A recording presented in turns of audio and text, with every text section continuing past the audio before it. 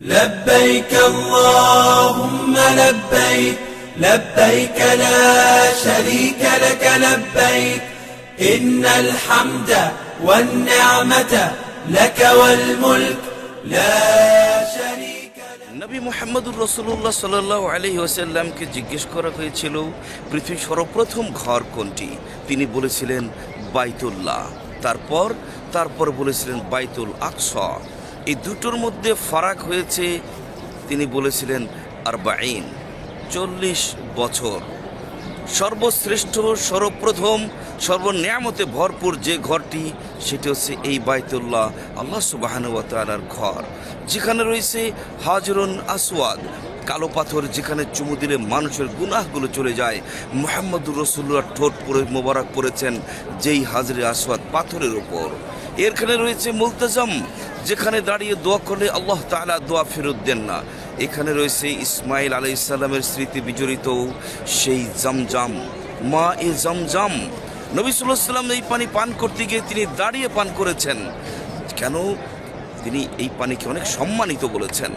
এখানে যারা আসতে চান, এই ঘরের তাওয়াফ যারা করতে চান, উমরাহ যারা করতে চান, মদিনা জিয়ারত যারা করতে চান, নবী সাল্লাল্লাহু আলাইহি ওয়াসাল্লামের রওজা মোবারক সহ বিভিন্ন হুকুম হাকাম যারা পালন করার জন্য বিভিন্ন দেশ থেকে আসতে চায়, তাদের শরী গাইড হিসাবে, মুআল্লিম হিসাবে আমি আবুল খায়ের আল সদর রয়েছি বাইতুল্লাহর পাশেই।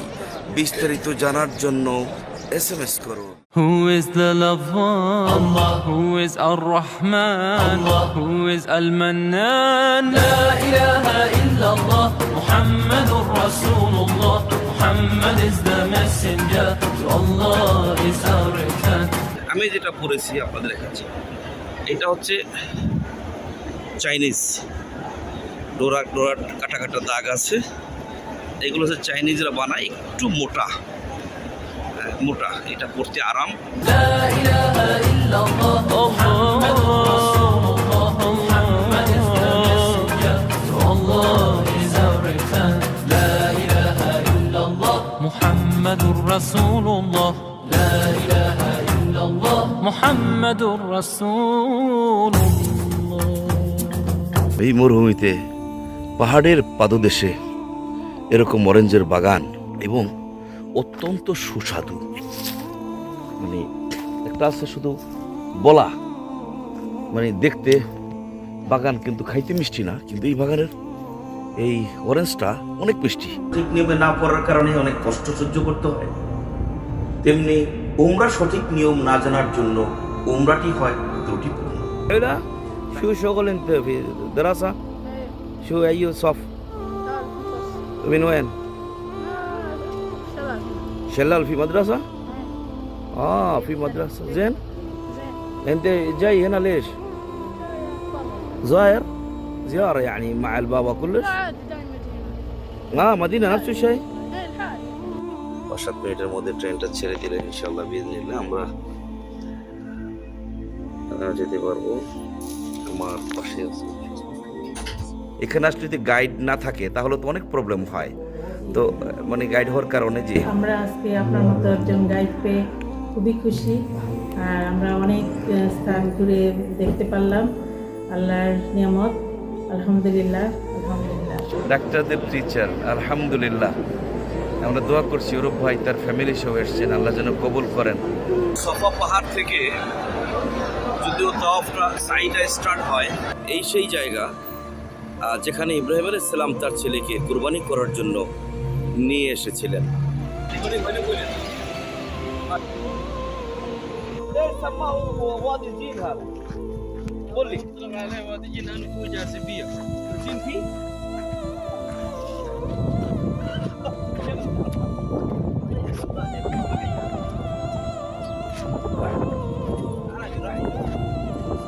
এবং আমরা আশাবাদী যে ভবিষ্যতে ইনশাআল্লাহ মরিয়ম হজ কাফেলার মাধ্যমে আমরা বড় হজের জন্য ইনশাআল্লাহ প্রস্তুতি নিচ্ছি।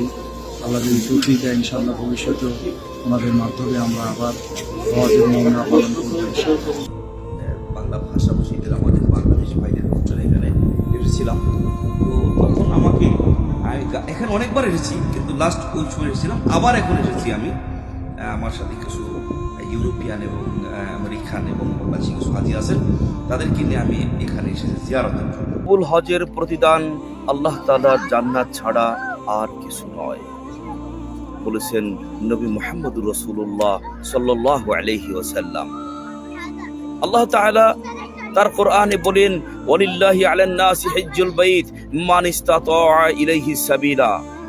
সমর্থবান লোকদের জন্য এই ঘরের হজ করা আল্লাহ তাআলা ফরজ করেছেন। এই ঘর পুনর্নির্মাণ করলেন হযরত ইব্রাহিম আলাইহিস সালাম, আর তার সঙ্গে ছিলেন তার এই পুত্র ইসমাঈল। তারা একটি কাবার গাঁথুনি দিয়েছেন আর বলেছেন, রব্বানা তাকাব্বাল মিন্না ইন্নাকা আনতাস সামিউল আলিম। ইসমাঈল আলাইহিস সালাম বলেছেন আমিন। ইব্রাহিম আলাইহিস সালামকে আল্লাহ তাআলা বললেন, তুমি হজের জন্য মানুষকে দাওয়াত দাও, আহ্বান করো, ডাক দাও।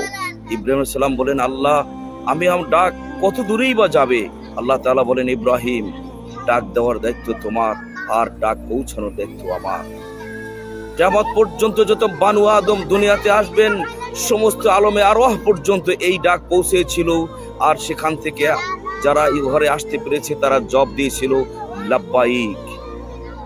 আলমে আরওয়াহে যারা জব দিয়েছে তারা এই ঘরে হজ করার সুযোগ আল্লাহ তাআলা তাদেরকে দান করবেন।